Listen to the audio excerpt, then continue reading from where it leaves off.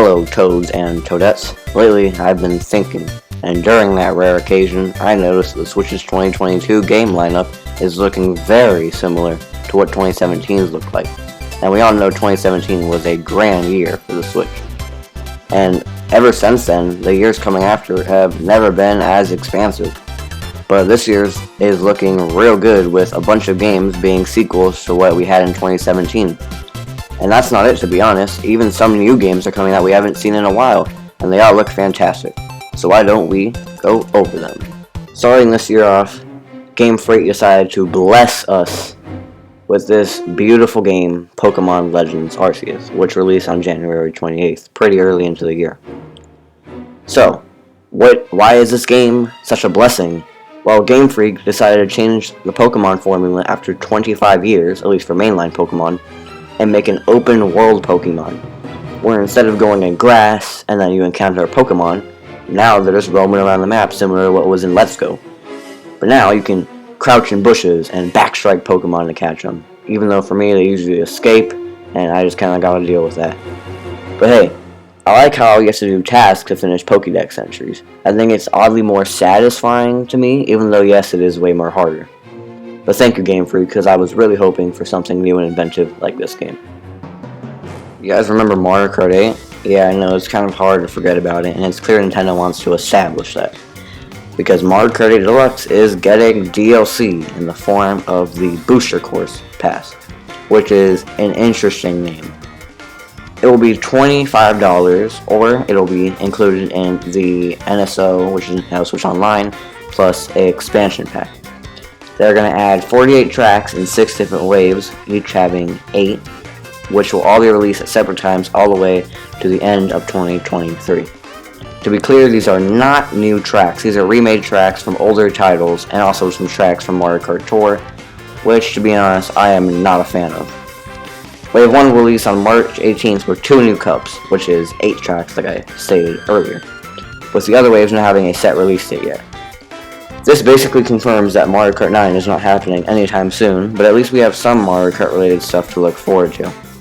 It looks like they're going for more of a Mario Kart Tour graphical approach, which I'm not a big fan of, even though I'm not a big fan of Mario Kart Tour tracks or how well they're taking the graphics of Mario Kart Deluxe and just making it look like Mario Kart Tour. But besides, it still looks good, and I'm still extremely hyped for this. A week after that is Kirby and the Forgotten Land, releasing March 25th. This is huge, as this game is the birth of 3D mainline Kirby games. While we do have other 3D Kirby games like Kirby Air Ride or Kirby's Blowout Blast, they're all spin-offs, not mainline games. It's not the only thing this game adds to the Kirby franchise, as now you can evolve your copy abilities, even though I don't think we need this, as copy abilities already made Kirby games insanely easy. Obviously, unless you're cultured like me and don't play Kirby games with copy abilities. That was kind of a lie. But that's not it, because Nintendo is throwing more at us to keep our mouths full with the ironically named Mouthful mode.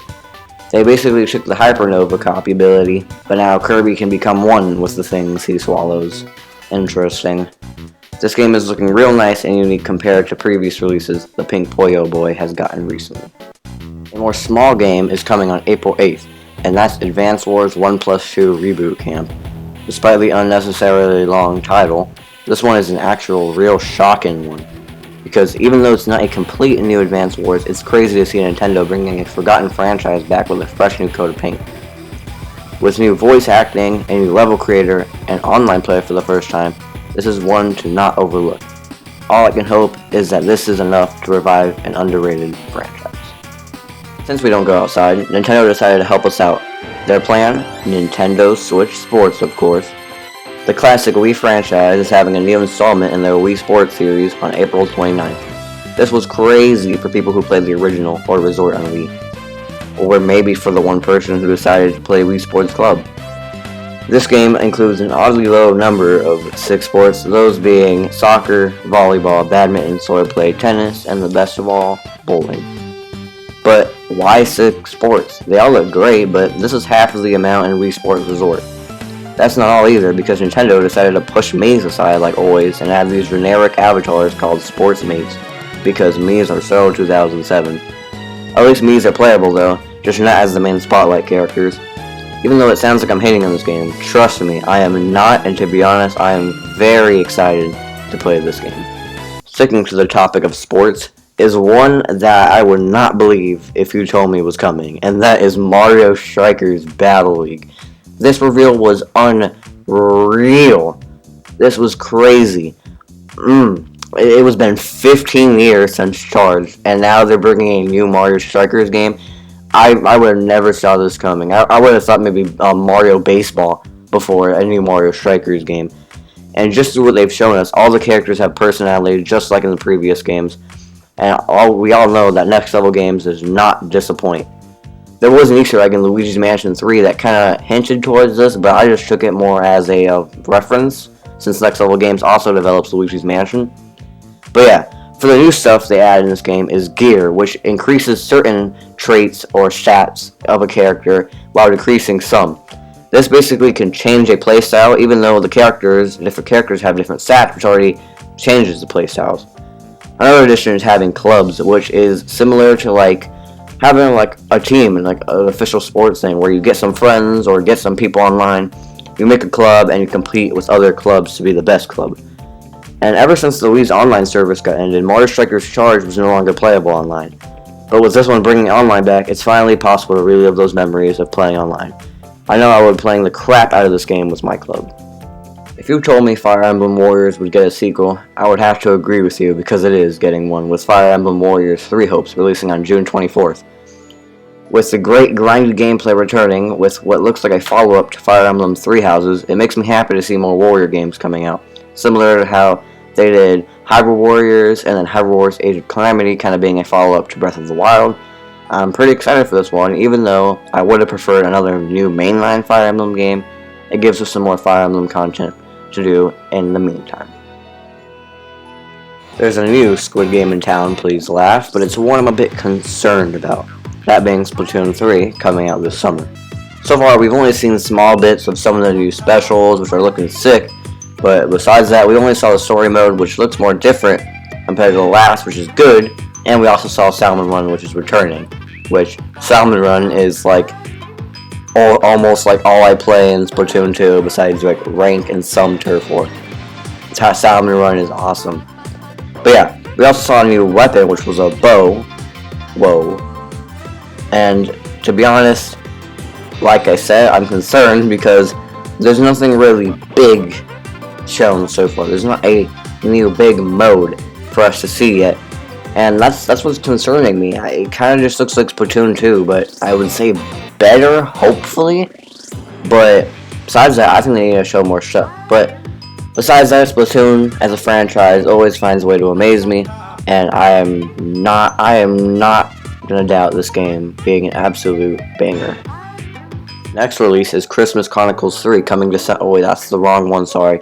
Xenoblade Chronicles 3, which drops this September.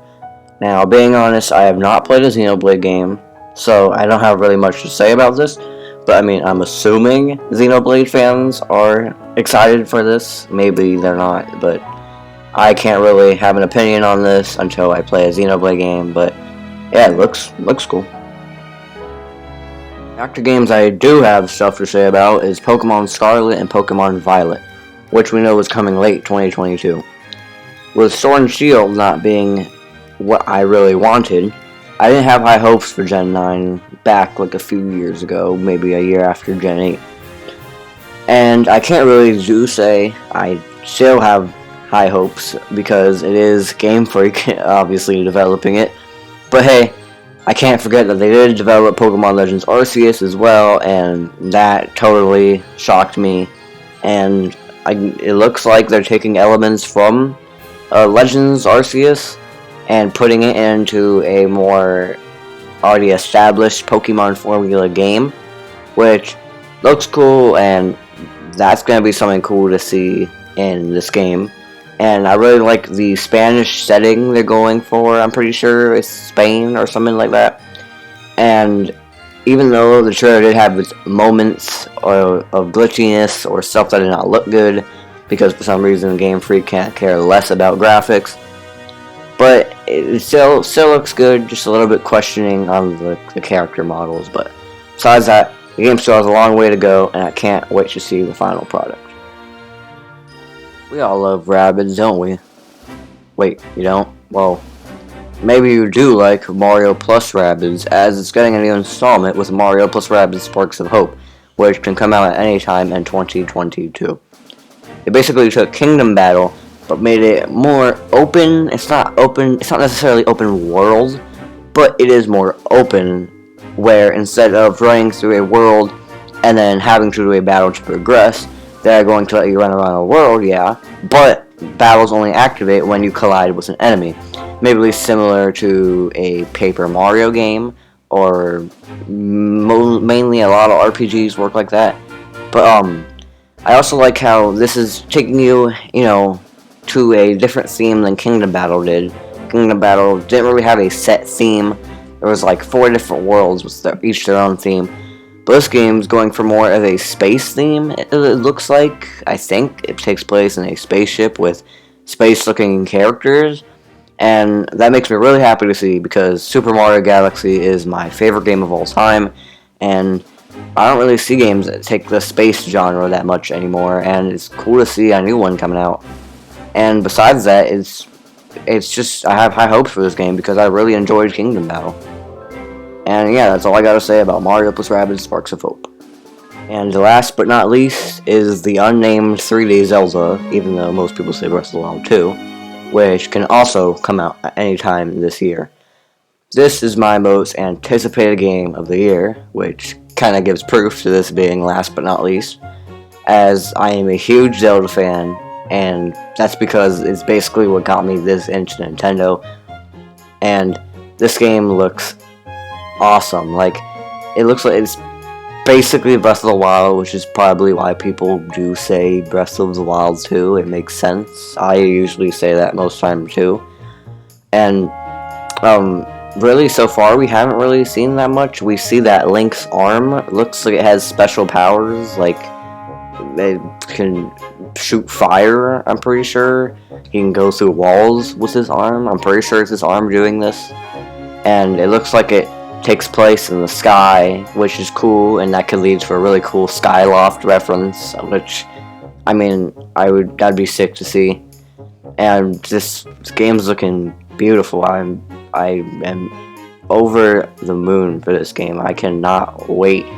I just hope we get a trailer at A3 or something saying the release date, for I know it's not going to get delayed. I do not want this game to get delayed. This game is going to be awesome. And that's all, folks. Or is it? We only had March, and E3 is coming soon, which could lead to more awesome games.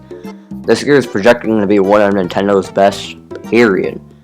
If we just got one more big reveal, like a confirmed Metroid Prime 4 release date for this year, or maybe a new 3D Mario for this year, and this would for sure be one of Nintendo's maybe top 3 years of all time.